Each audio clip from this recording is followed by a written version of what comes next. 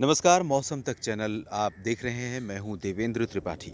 उत्तर भारत में आज बादलों की लुका-छिपी इस समय देखने को मिल रही है। ये देखिए आप बादल, बहुत ही खूबसूरत आसमान का नज़ारा, लेकिन धूप जब लग रही है तो बहुत ही ब्राइट है, चमकती हुई है, जिसकी वजह से आज तापमान बढ़ेगा और कल भी तापमान ज़्यादा ही था। काफ़ी अच्छी गर्मी पड़ रही थी कल दिन भर। लेकिन साइक्लोनिक स्टॉर्म गुलाब कमज़ोर होने के बाद अब गुजरात के ऊपर पहुंचा है, कमज़ोर होकर well mark low pressure area के रूप में है। लेकिन एक well mark low pressure area जो बे ऑफ बंगाल में बना था, वो आगे बढ़कर गंगीय पश्चिम बंगाल पर पहुंचा है, जिसके प्रभाव से आज थोड़ा सा बादलों का प्रभाव बढ़ सकता है उत्तर भारत के मैदानी इलाकों में, राष्ट्रीय राजधानी दिल्ली समेत हरियाणा, पंजाब, वेस्ट यूपी और वेस्ट राजस्थान के पार्ट्स में।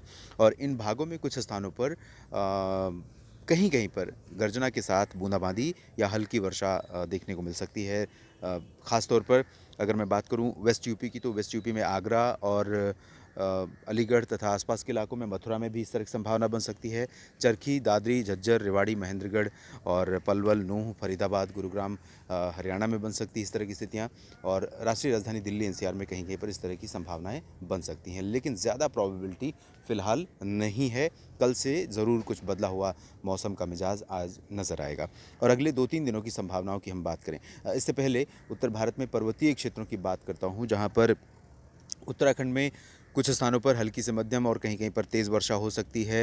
हिमाचल प्रदेश, जम्मू कश्मीर में लाइट टू मॉडरेट रेन कहीं कहीं पर संभावित है। और ये जो प्रोबेबिलिटी है पर्वतीय क्षेत्रों पर, ये अगले 3-4 दिनों तक इसी तरह की बनी रह सकती है। बहुत ज़्यादा बारिश की संभावना या आशंका नहीं है, लेकिन लाइट टू मॉडरेट रेन उत्तर भारत के पहाड़ों पर बदस्तूर अगले 3-4 दिनों के दौरान जारी रहने की संभावना है।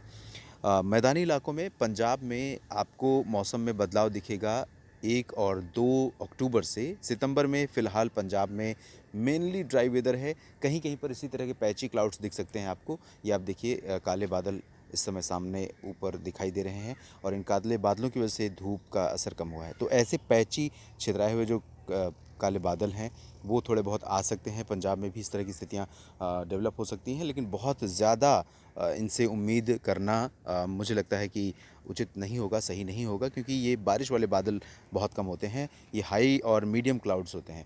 लो क्लाउड्स में ज़्यादा संभावना बारिश की होती है, जो नीचे होते हैं और जिनमें जो मॉइस्चर कंटेंट बहुत ज़्यादा होता है। तो ऐसी स्थिति फ़िलहाल अभी नहीं है। और इसी वजह से दिल्ली, हरियाणा, पंजाब में दिन के जो तापमान हैं वो औसत से बढ़े हुए हैं। रात में ज़रूर मौसम धीरे धीरे सुहावना होने लगा है।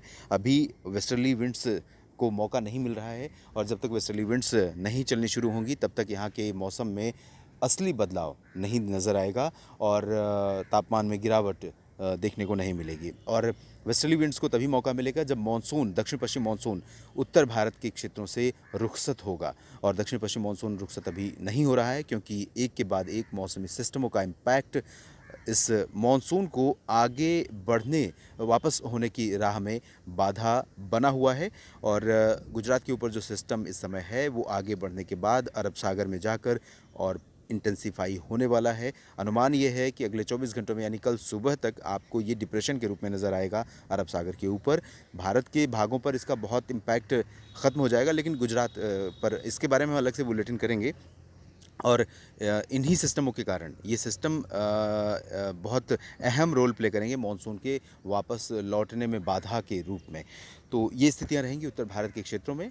जल्द ही एक और बुलेटिन आपके लिए देश भर के वर्तमान हालात पर और संभावित लो प्रेशर सिस्टम या वर्तमान लो प्रेशर सिस्टम के प्रभावों के बारे में मैं बात करके ज़रूर अपलोड करूँगा। धन्यवाद।